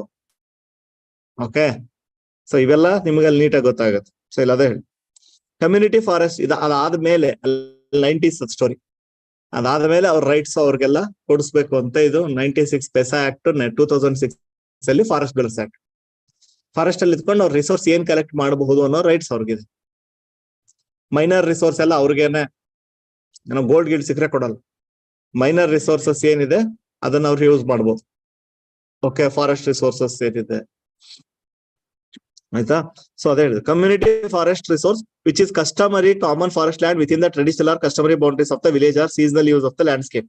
ಅಲ್ಲಿ ಅವ್ರು ಇದ್ದವ್ರಿಗೆ ಯೂಸ್ ಮಾಡಕ್ ಇರುವಂತ land. Pastoral communities Okay, including reserved forest, protected forest and protected areas such as sanctuaries and national parks to which community had traditional access. ಎಲ್ಲದರಲ್ಲೂ access. ನಾವು ಯೂಶಲಿ ನ್ಯಾಷನಲ್ ಪಾರ್ಕ್ ಅಲ್ಲೆಲ್ಲ ನಿಮ್ಗೆ ಅಲೋ ಮಾಡೋದು. ಬಟ್ ಈ community ಈ villages ಗಳಿಗೆ ಅವರು national park ಇರ್ಲಿ, ಸ್ಯಾಂಕ್ಚುರೀಸ್ ಇರ್ಲಿ, ಆಯ್ತಾ, ಎಲ್ಲದಕ್ಕೂ ಟ್ರೆಡಿಷನಲ್ ಆಕ್ಸೆಸ್ ಅವ್ರಿಗೆ ಇದೆ. ಪೆಸಾದಲ್ಲೂ ಇದೆ, ಫಾರೆಸ್ಟ್ ಡ್ವೆಲ್ಲರ್ಸ್ ಆಕ್ಟ್ ಅಲ್ಲೂ ಇದೆ. ಪೆಸಾನು ಆದ್ರೆ ಹೇಳುತ್ತೆ, ಓದ್ತೀರಾ ನೀವು ಪೆಸಾನ. Traditional or customary boundary within the revenue and forest lands would constitute the territorial jurisdiction of the village of the scheduled area. ಅರ್ಥ ಆಗ್ತಿದೆಯಲ್ಲ? ಸೊ ಅದೇ ಆ ಫಾರೆಸ್ಟ್ ಲ್ಯಾಂಡ್ ಬೌಂಡ್ರಿನೇ ಇವ್ರಿಗೂ ಕೂಡ ಟೆರಿಟೋರಿಯಲ್ ಜುರಿಸ್ಟ್ರಿಕ್ಷನ್ ಆಗುತ್ತೆ, ಈ ಸ್ಕೆಡ್ಯೂಲ್ಡ್ ಏರಿಯಾದಲ್ಲಿ ಬರುವಂತ ವಿಲೇಜ್ಗೂ ಕೂಡ. ಸೇನಿ normal forest villages, revenue villages, scheduled ಏರಿಯಾದಲ್ಲಿ 2 ವಿಲೇಜಸ್ ಬರ್ಬೋದು, ಅದೇ ಇವ್ರ ಬೌಂಡ್ರಿ ಆಗುತ್ತೆ ಅಂತ ಹೇಳ್ತಾ ಇದಾರೆ ಅಷ್ಟೇ. All habitation or group of habitation outside scheduled areas in states and UTs where STs are largest social group will need to be notified as scheduled areas. So irrespective of their contiguity, ಈ condition ಎಲ್ಲ ಬಿಟ್ಬಿಟ್ಟು ಅವ್ರು ಅಲ್ಲಿದ್ದಾರೆ population ಅಂದ್ರೆ ಅವನ್ನೆಲ್ಲವನ್ನು scheduled area ಅಂತ announce ಮಾಡಬೇಕು. Geographical limit of these village will need to be extended to community forest resource area. Village ಬೌಂಡ್ರಿಗಳನ್ನ ಅವ್ರು access ಮಾಡೋ ರಿಸೋರ್ಸಸ್ ಇರೋ ಏರಿಯಾಗಳಿವರೆಗೂ ಸೇರಿಸಿ ಅವ್ರಿಗೆ ಬೌಂಡ್ರಿ ಹಾಕ್ಕೊಡ್ಬೇಕು. ಅರ್ಥ ಆಯ್ತಲ್ಲ, ಅಲ್ಲಿವರೆಗೂ ಅಕ್ಸೆಸ್ ಕೊಡ್ಬೇಕು. Community forest resource area on forest land under FRA 2006 where applicable and to customary boundary within revenue lands. ಎಲ್ಲಿ FRA applicable ಆಗುತ್ತೆ ಆ ಬೌಂಡ್ರಿ ಇರುತ್ತೆ, ಎಲ್ಲಿಲ್ವಾ ನೀವು ಹಾಕೊಡಿ ಅವ್ರಿಗೆ ಆಕ್ಸೆಸ್ ಇರುವಂತ ಬೌಂಡ್ರಿಗಳು. ಆಯ್ತಾ? ಸೊ ಅದಕ್ಕೆ ಬೇಕಾದ್ರೆ ಅಮೆಂಡ್ಮೆಂಟ್ ಮಾಡಿ. Finally the geographical limits of the revenue village, panchayat, taluk and district will need to be redrawn so that these are fully scheduled areas. So proper ಆಗಿ ಅವ್ರಿಗೆ ಎಲ್ಲೆಲ್ಲಿ ಅಕ್ಸೆಸ್ ಕೊಡ್ಬೇಕು ಕೊಡಿ, ಅಮೆಂಡ್ಮೆಂಟ್ ಮಾಡಿ ಅಂತ ಹೇಳ್ತಾರೆ.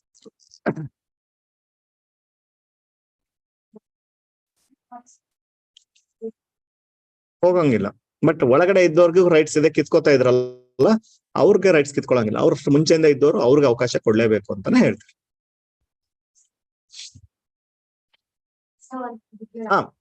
ರಿಸರ್ವ್ ಡಿಕ್ಲೇರ್ ಇಲ್ಲ ಅಂತ.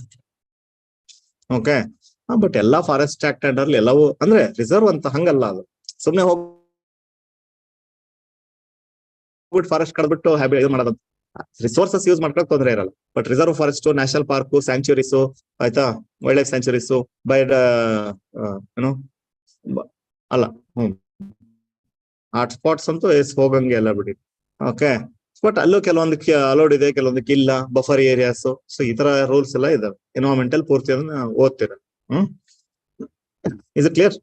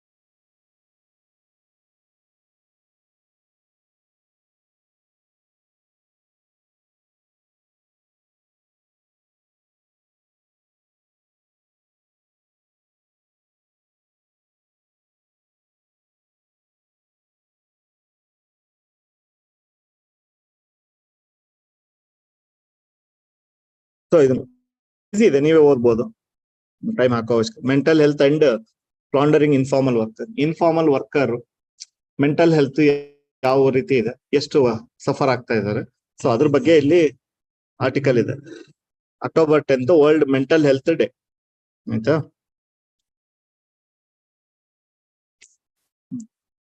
Mental health as a universal human right.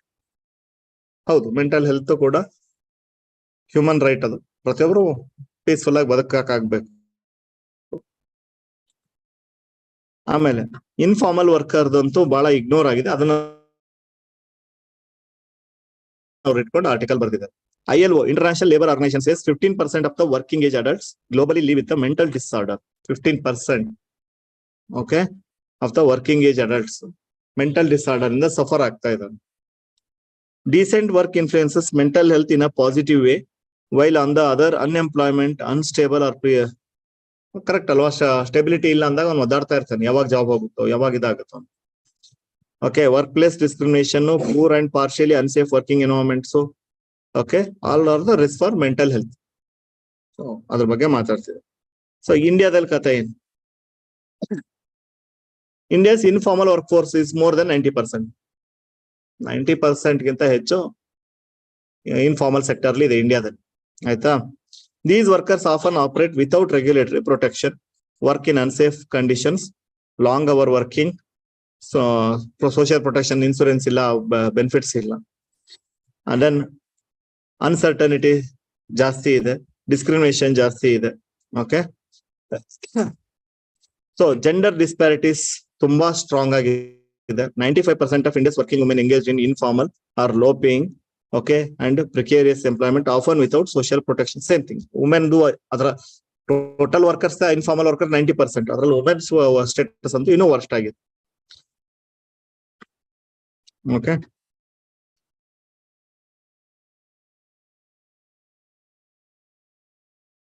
So data ಇರೋಂಥದನ್ನ ತಕೊಳ್ಳಿ ಅಷ್ಟೇ, ಅದು important. Then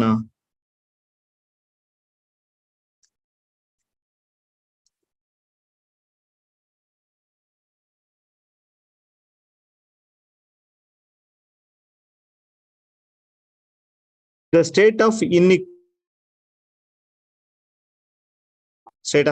2022.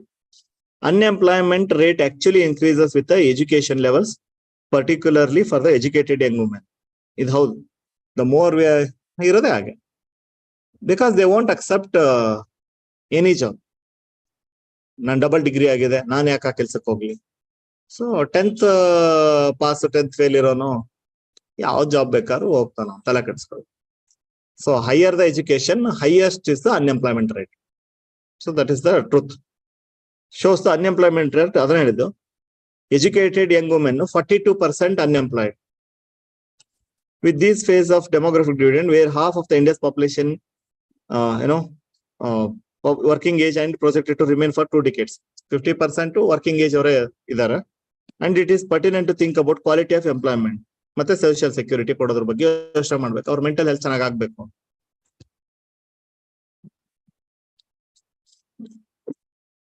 So in 20 years ಬಿಟ್ರೆ ನಮ್ದು ಏಜಿಂಗ್ ಪಾಪ್ಯುಲೇಷನ್ ಆಗುತ್ತೆ. ಅಂದ್ರೆ ಅರ್ಥ ಏನು? ಹುಟ್ಟೋರ್ ಕಡಿಮೆ, ಏಜ್ ಆಗಿರೋರು ಜಾಸ್ತಿ ಆಗುತ್ತೆ. ಆಯ್ತಾ? ಅಂದ್ರೆ ಡಿಪೆಂಡೆನ್ಸಿ ಜಾಸ್ತಿ ಆಗುತ್ತೆ, ಡಿಪೆಂಡೆಂಟ್ ಪಾಪ್ಯುಲೇಷನ್. ಸೊ ಅದರಿಂದ ಏನಾಗುತ್ತೆ, ಮತ್ತೆ ಮೆಂಟಲ್ ಹೆಲ್ತ್ ಪ್ರಾಬ್ಲಮ್ ಜಾಸ್ತಿ ಆಗುತ್ತೆ. ಡಿಪೆಂಡೆಂಟ್ ಜಾಸ್ತಿ ಇದಾರೆ ಅಂದ್ರೆ ಅವ್ರ ಮೆಂಟಲ್ ಸ್ಟೇಟಸ್ ಅಷ್ಟು ಈಸಿಯಾಗಿ ಚೆನ್ನಾಗಿರಲ್ಲ. Okay, 11 census 33 million elderly people, they are working post retirement. ನೋಡಿರ್ತೀರಲ್ಲ, ಸೆಕ್ಯೂರಿಟಿಯಲ್ಲಿ ವರ್ಕ್ ಮಾಡ್ತಾ ಇರ್ತಾರೆ, ಏನೋ ಒಂದ್ ಕೆಲಸ ಮಾಡ್ತಾರೆ. ಯಾಕಂತಂದ್ರೆ ಸ್ಟೆಬಿಲಿಟಿ ಇಲ್ಲ ಅವ್ರಿಗೆ. ಸೊ ರಿಟೈರ್ಮೆಂಟ್ ಆಗಿ, ಏಜ್ ಆಗಿ, ರೆಸ್ಟ್ ಮಾಡೋ ಟೈಮಲ್ಲಿ ಅವರು ವರ್ಕ್ ಮಾಡ್ತಾ ಇರ್ತಾರೆ. ಸೊ ಮತ್ತೆ ಹೈ ಪಾವರ್ಟಿ ಅವರಲ್ಲೇ ಇದೆ. ಆಬ್ವಿಯಸ್ಲಿ ಅದಿನ್ನೂ ಸಿವಿಯರಿಟಿ ಜಾಸ್ತಿ ಮಾಡುತ್ತೆ.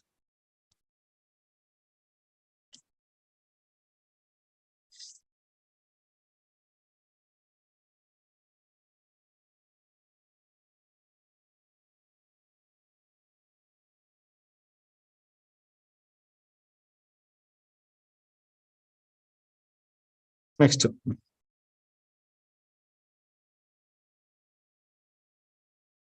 National Crime Record Bureau reported 26% of people who died by suicide were daily wage earners. This is another informal worker problems ಗಳಿಗೆ.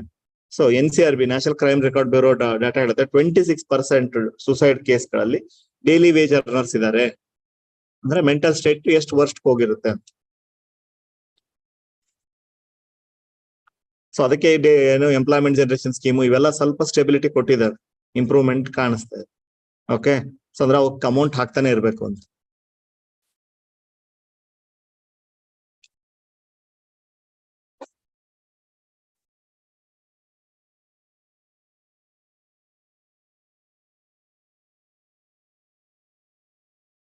ನೆಕ್ಸ್ಟ್ ಇದಕ್ಕೆ ಬಜೆಟ್ ಅಲ್ಲಿ ಎಷ್ಟು ದುಡ್ಡು ಅಲೋಕೇಟ್ ಮಾಡ್ತಾ ಇದ್ದಾರೆ? Indian budget allocation for mental health just 1% of the total health budget, but ಅದು severity ಅದಕ್ಕಿಂತ ಜಾಸ್ತಿ ಇದೆ ಅಂತ.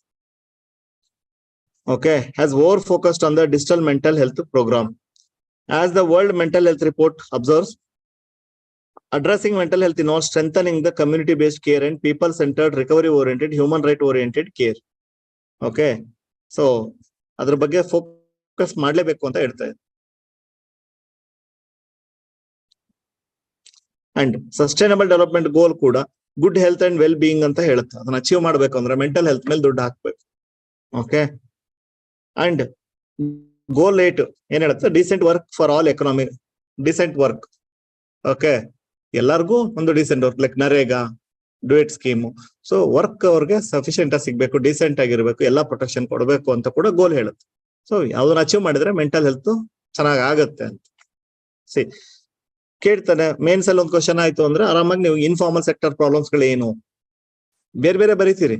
ಸೊ ಇದು ಒಂದು ಆಂಗಲ್, ಮೆಂಟಲ್ ಹೆಲ್ತ್ ಆಂಗಲ್ ಅಲ್ಲಿ ಇದೇ ಡಾಟಾನೇ ಹಾಕ್ಬೇಕು. ಸೊ ನೀವು ಮಗ್ಗಪ್ ಮಾಡ್ಬೇಕು. ಪ್ರತಿ ತಿಂಗಳು ಆದ್ಮೇಲೆ ಒಂದ್ ಮಂತ್ ಏನು ಓದ್ದೆ ನಾನು, ವಾಪಸ್ ಅಷ್ಟು ಒಂದ್ ರೌಂಡ್ ಓದ್ಬೇಕು. ಈ ಮಂತಿಂದ ನಾನು ಪರ್ಫೆಕ್ಟ್ ಆದೆ ಅಂತ. Got it?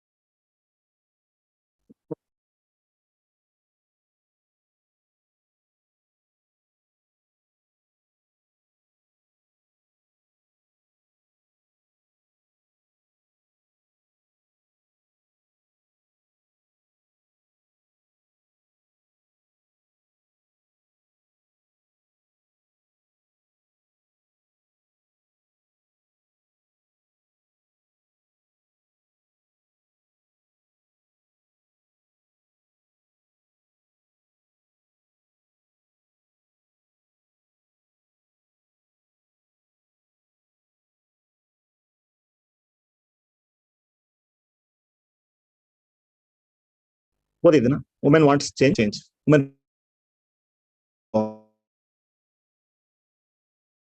ಇದನ್ನ ಕೊಡ್ಬೇಕು ಅಂತ. ಸೊ ಅದ್ರ ರಿಲೇಟೆಡ್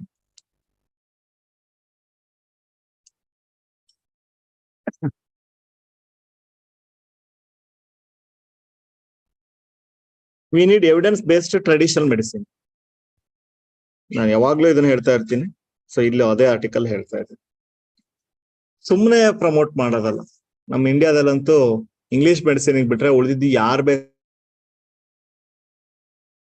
ಬೇಕಾದ್ರು ಯಾವ ಸ್ವಾಮೀಜಿ ಬೇಕಾದ್ರೂ ಫಾರ್ಮುಲಾ ಹಾಕ್ಬಿಟ್ಟು ಓಕೆ ನಿಮ್ಗೆ ಇದಕ್ಕೆ ಸೊಲ್ಯೂಷನ್ ಅಂದ್ರೆ ಅವ್ರು ಮುಗೀತು,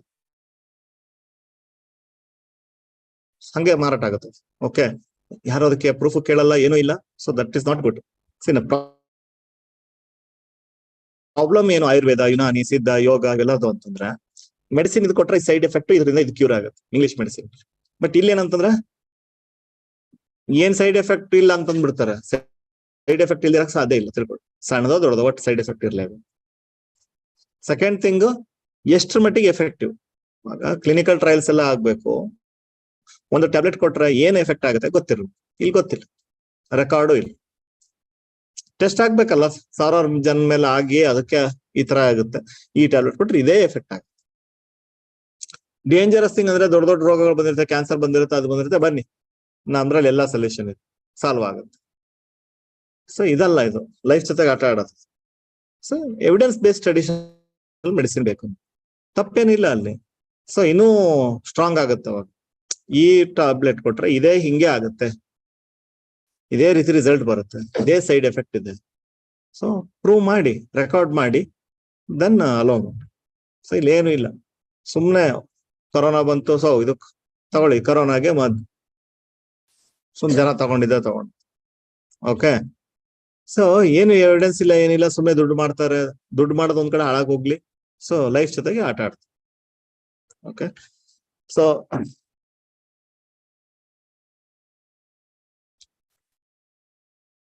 ಒಂದು ರೀಸೆಂಟ್ ಕೇಸ್ ಇಟ್ಕೊಂಡು ಬರೀತಾರೆ. The case filed by manufacture of indigenous drug against a medical practitioner on the ground that he social media thread affected their business.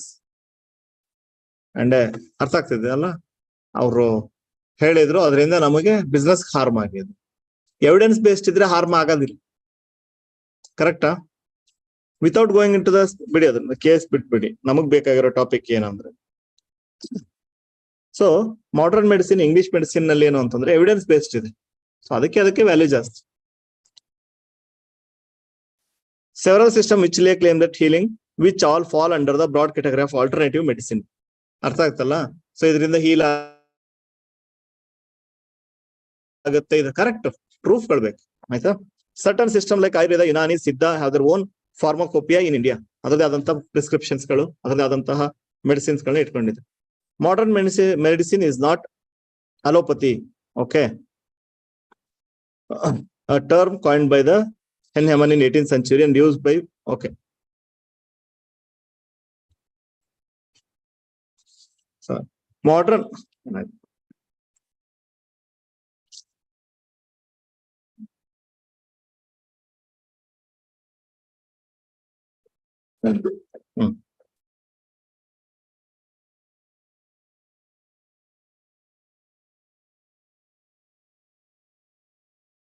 modern medicine really became a science based only from the late 19th century. Starting ಅಲ್ಲಿ ಅದು ಕೂಡ ಇರ್ಲಿಲ್ಲ. ಅವ್ರು ಅದನ್ನೇ ಹೇಳ್ತಾ ಇದಾರೆ, ಯಾವ್ದು ಕೂಡ ಒಂದೇ ಸತಿ ಹಂಗ್ ಬಂದಿಲ್ಲ. ಸೊ ಈಗ್ಲೂ ಟೈಮ್ ಮಿಕ್ಕಿಲ್ಲ, ಇವಾಗ್ಲೂ ಮಾಡ್ಬೋದಲ್ಲ ಅಂತ. ಉಳಿದಿದ್ದ ಸಿಸ್ಟಮ್ನು ಕೂಡ ಸೊ ಸೈನ್ಸ್ ಬೇಸ್ಡ್ ಮಾಡಿ, ಎವಿಡೆನ್ಸ್ ಬೇಸ್ಡ್ ಮಾಡಿ ಅಂತ. When advances in technology made not only the study of the functioning of the human body and health and disease more accurate. So technology develop ಆದಂಗೆ study ಮಾಡೋದು ಕೂಡ accurate ಆಗಕ್ಕಾಯ್ತು. ಅಂದ್ರೆ ಏನ್ effect ಆಗುತ್ತೆ, ಏನು ಮಾನಿಟರ್ ಮಾಡಕ್ಕೆ ಇಕ್ವಿಪ್ಮೆಂಟ್ಸ್ ಗಳು ಎಲ್ಲ ಬಂದಿರೋದ್ರಿಂದ ಸೊ ಎವಿಡೆನ್ಸ್ ಗಳು ತುಂಬಾ ನೀಟಾಗಿ ಮಾಡರ್ನ್ ಮೆಡಿಸಿನ್ ಅಲ್ಲಿ, ಎಸ್ಪೆಷಲಿ ಇಂಗ್ಲಿಷ್ ಮೆಡಿಸಿನ್ ಅಲ್ಲಿ ಆಗ್ತಾ ಇದೆ. ಓಕೆ. ಅಂಡ್ ಅದರಿಂದ ಸೇಫ್ ಅನಸ್ತೇಶಿಯಾ, ಸರ್ಜರಿ ಕೂಡ ಹೆಲ್ಪ್ ಆಯ್ತು ಟೆಕ್ನಾಲಜಿ ಡೆವಲಪ್ ಆಗಿರೋದ್ರಿಂದ. This process led to marvels like ಅಂದ್ರೆ dialysis for kidney failure, heart, ಎಂತೆಂತ ದೊಡ್ಡ ದೊಡ್ಡ ಆಪರೇಷನ್ ಇವತ್ತು ಗೊತ್ತು. ಇವನ್ ರಿಪ್ಲೇಸ್ಮೆಂಟ್ ಈಸಿಯಾಗಿ ಮಾಡ್ತಾರೆ.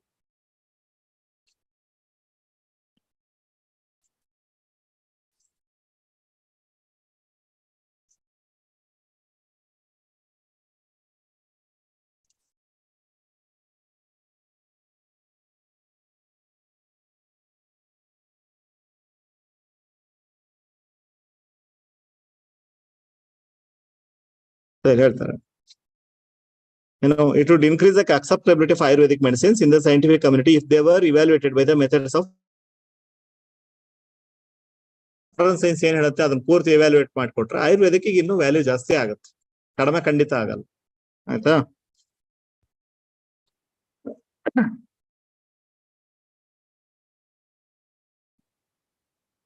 ಸೊ ಆಯುಷ್ ಮಿನಿಸ್ಟ್ರಿ ಗೊತ್ತಲ್ವಾ?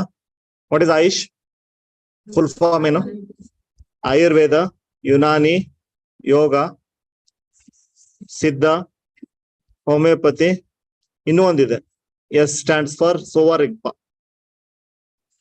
ಎಸ್ ಸೋವಾರಿಗ್ಪ. ಓಕೆ.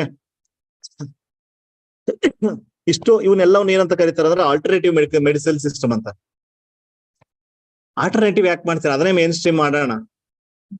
ಬೆನಿಫಿಟ್ಸ್ ತಕ್ಕ 100% ಇನ್ಶೂರ್ ಮಾಡಿ ಪ್ರತಿಯೊಂದಕ್ಕೂ. ಈಗ ಯೋಗ ಇದೆ, ಆಗುತ್ತೆ, ಇಷ್ಟೇ ಇಂಪ್ಯಾಕ್ಟ್ ಆಗುತ್ತೆ ಅಂತ 100% ಪ್ರೂಫ್ಗಳನ್ನ ಸೈಂಟಿಫಿಕಲಿ ಪ್ರೂವ್ ಮಾಡ್ಬಿಟ್ಟು ರೆಕಾರ್ಡ್ ಮಾಡಕ್ ಶುರು ಮಾಡಿ. ಸೊ ಅವಾಗ ಅದು ಇವಾಗ ಹೇಳ್ತಾರೆ ಸ್ವಲ್ಪ ಎಕ್ಸರ್ಸೈಸ್ ಮಾಡಿ, ಇದನ್ನ ಮಾಡಿ. ಬಟ್ 100% ಇದರಿಂದ ಹಿಂಗೆ ಆಗುತ್ತೆ ಅಂತ ಅವ್ರಿಗೂ ಗೊತ್ತಿಲ್ಲ. ಹೆಲ್ಪ್ ಆಗುತ್ತೆ, ಈ ಎಕ್ಸರ್ಸೈಸ್ ಮಾಡಿ ಹೆಲ್ಪ್ ಆಗುತ್ತೆ, ಈ ತರ ಮಾಡಿ ಹೆಲ್ಪ್ ಆಗುತ್ತೆ, ಬ್ರೀದಿಂಗ್ ಟೆಕ್ನಿಕ್ ಹಿಂಗ್ ಮಾಡಿ ಹೆಲ್ಪ್. ಅದನ್ನ ಮಾಡಿ ಪ್ರೂವ್ ಮಾಡಿಸಿ ಆ ತರ ಪೇಷಂಟ್ಸ್ ಗಳ ಮೇಲೆ ಟ್ರೈ ಮಾಡಿ ಈ ತರ ಇದೆ ಅಂತ. ಯೋಗಕ್ಕೆ ಇಷ್ಟು ವ್ಯಾಲ್ಯೂ ಇದೆ. ಸೊ ಯಾಕಂದ್ರೆ ಫಿಸಿಕಲ್ ಎಕ್ಸರ್ಸೈಸ್ ಹೆಂಗಿದ್ರು ಅದು ಆಡ್ ಮಾಡೇ ಮಾಡುತ್ತೆ ಹೆಲ್ತ್ ಜೊತೆ, ಕ್ಯೂರ್ ಮಾಡಕ್ ಹೆಲ್ಪ್ ಮಾಡುತ್ತೆ ಅನ್ನೋದಕ್ಕೆ ಪ್ರಿಸ್ಕ್ರಿಪ್ಷನ್ ಕೊಡೋ ಲೆವೆಲ್ಗೆ ಅದನ್ನ ಕ್ಲಿನಿಕಲ್ ಟ್ರಯಲ್ಸ್ ತರ ಆಗ್ಲಿ. ಸೊ ಪ್ರಿವೆನ್ಷನ್ ಆಯ್ತು, ಕ್ಯೂರ್ಗೂ ಕೂಡ, especially respiratory problem. But evidence ಇಲ್ಲ ಅಂತ ಹೇಳ್ತಾರೆ. ನಿಮಗೆ ಹಿಂಗೆ ಮಾಡಿದ್ರೆ ಈಗ ಇಷ್ಟು ಈ ಎಕ್ಸರ್ಸೈಸ್ ಇಷ್ಟು ಮಾಡಿದ್ರೆ ಟ್ಯಾಬ್ಲೆಟ್ ಹೆಂಗ್ ಪ್ರಿಸ್ಕ್ರೈಬ್ ಮಾಡ್ತಾರೆ ಹಂಗೆ ಈ ಎಕ್ಸರ್ಸೈಸ್ ಇಷ್ಟು ಮಾಡಿದ್ರೆ ನಿಮಗೆ ಇಷ್ಟು ತಿಂಗಳಲ್ಲಿ ಕಂಟ್ರೋಲಿಗೆ ಬರುತ್ತೆ, ಕ್ಯೂರ್ ಆಗುತ್ತೆ ಹೇಳೋ ಲೆವೆಲ್ಗೆ ಕ್ಲಿನಿಕಲ್ ಟ್ರಯಲ್ಸ್ ಆಗ್ಲಿ ಅಂತ ಹೇಳಿ. ಓಕೆ,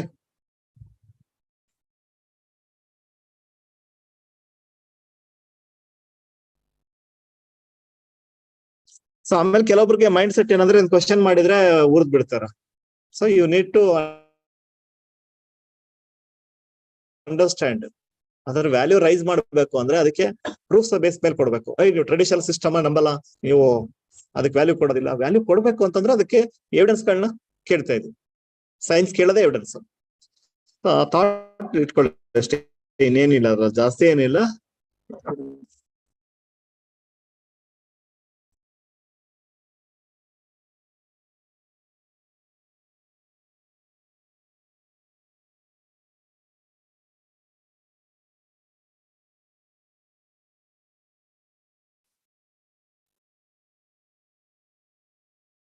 ಓದ್ಬೋದು ಇದನ್ನ. ಎಕನಾಮಿಕ್ ಅವ್ರ ವರ್ಕ್ ಏನು ಅಂತ ಕೊಟ್ಟಿದ್ದಾರೆ.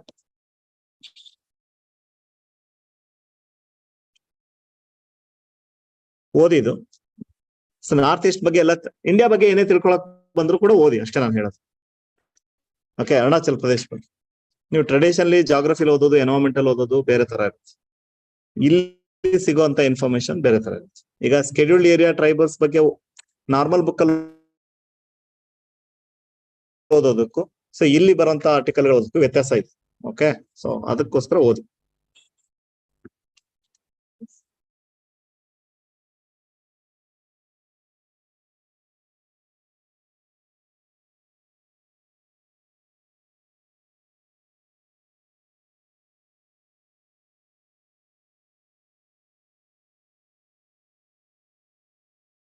ಸೊ ಅನದರ್ October 21st ಗೆ ಗಗನಯಾನ್. ಓಕೆ,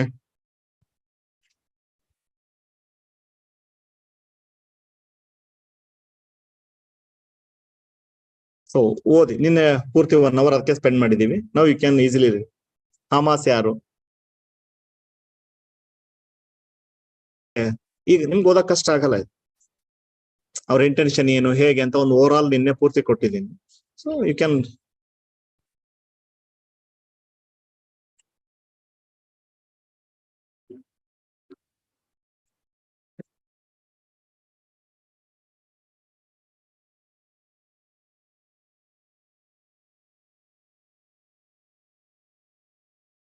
ಸೊ RBI ಕೆಲಸ ಏನು ಅಂತ ಹೇಳ್ಬೇಕಾದ್ರೆ ನಾವು ಫಂಕ್ಷನ್ಸ್ ಬಗ್ಗೆ ಮಾತಾಡ್ತೀವಿ ಎಕನಾಮಿನಲ್ಲಿ. ಸೊ ಇಲ್ಲಿ ಒಂದು ಎಕ್ಸಾಂಪಲ್ ಇದೆ ನೋಡಿ. State owned non banking financial company put under PCA norms.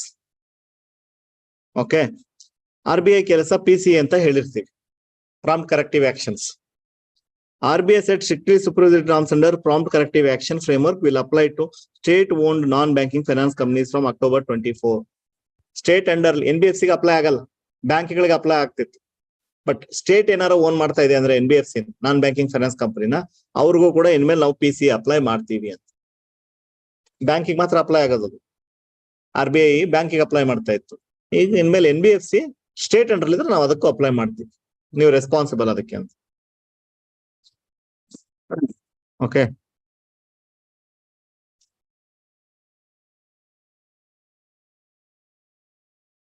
ಅಂದ್ರೆ PCA ಅಂಡರ್ ಬಂತು ಅಂದ್ರೆ ಎಲ್ಲದಕ್ಕೂ ಅಕೌಂಟೇಬಲ್ ಆಗ್ತಾರೆ ಅವರು. ಡಿವಿಡೆಂಡ್ ಡಿಸ್ಟ್ರಿಬ್ಯೂಷನ್ ಅರ್ಥ ಆಗ್ತಿದೆಯಲ್ಲ, ಪ್ರಮೋಟರ್ಸ್ ಎಷ್ಟು ಹೋಲ್ಡಿಂಗ್ ಇಟ್ಕೊಂಡಿದ್ದಾರೆ. ಸೊ ಕಂಪ್ಲೀಟ್ ಆ ರೆಸ್ಟ್ರಿಕ್ಷನ್ಸ್ ಗಳೆಲ್ಲ ಅಪ್ಲಿಕೇಬಲ್ ಆಗುತ್ತೆ. ಸ್ಟೇಟ್ ಅಂದ್ರೆ ರೆಸ್ಪಾನ್ಸಿಬಲ್ ಜಾಸ್ತಿ ರೆಸ್ಪಾನ್ಸಿಬಿಲಿಟಿ ಜಾಸ್ತಿ ತಗೋಬೇಕು ಅನ್ನೋ ಪಾಯಿಂಟ್ ಅಲ್ಲಿ ನಾವು ಅದಕ್ಕೂ ಅಪ್ಲೈ ಮಾಡ್ತೀವಿ ಅಂತ. ಸೊ ಸ್ಟೇಟ್ ಓನ್ಡ್ NBFC ಗಳು ಇದಾವೆ ಅದಕ್ಕೆ. PFC, REC, IRFC, IFCA ಇವೆಲ್ಲ ಸ್ಟೇಟ್ ಓನ್ಡ್, ಸ್ಟೇಟ್ ಕಂಟ್ರೋಲ್ ಅಲ್ಲಿ ಇರುವಂತವು. ಸೊ ಅದನ್ನ ಹೊರಗೆ ಬಿಡಕ್ ಆಗಲ್ಲ, ಬೇರೆಯವ್ರಿಗೆ ಬಿಟ್ಟಿದೀವಿ ಅಂತ ಹೇಳ್ಬಿಟ್ಟು ಸ್ಟೇಟ್ ರೆಸ್ಪಾನ್ಸಿಬಲ್. ಸೊ ಅವ್ರ ಅಂಡರ್ ಇರೋದಕ್ಕೆ ನಾವು ಪ್ರಾಂಪ್ಟ್ ಕರೆಕ್ಟಿವ್ ಆಕ್ಷನ್ ಅಪ್ಲೈ ಮಾಡ್ತೀವಿ ಅಂತ ಹೇಳಿದ್ದಾರೆ. ಅಂದ್ರೆ ಮುಂದಿನ ವರ್ಷದಿಂದ October 24 ಇಂದ.